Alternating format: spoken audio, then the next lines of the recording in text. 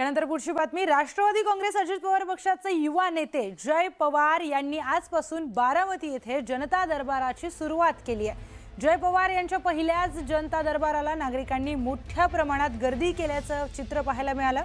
जनतेच्या अडचणी समस्या जाणून घेत जय पवार यांनी संबंधित अधिकाऱ्यांना तात्काळ दूरध्वनीद्वारे सूचना दिल्या आणि अनेक प्रश्न जागेवरच मार्गी लावण्याचा प्रयत्न केलाय।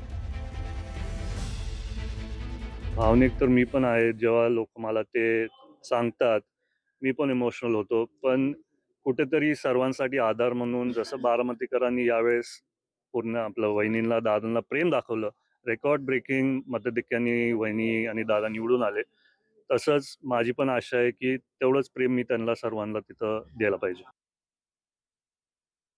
तसे आपले सर्वच बारामतीकर इथं आलेत आणि वाटलं नव्हतं की खरंच एवढे लोक पहिल्याच दिवशी येतील, पण तेच दादांचं प्रेम सगळ्यांच्या डोळ्यात अजूनही दिसतं आणि मी पण दादांसारखं काम करण्याचा प्रयत्न करतोय।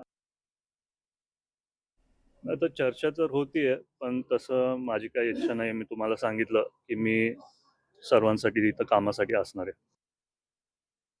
यासह इतरही काही महत्त्वाच्या घडामोडी आपण पाहणार आहोत, पण तुर्तास वेळ झाली एका छोट्याशा ब्रेकची। पाहत रहा न्यूज 18 मराठी।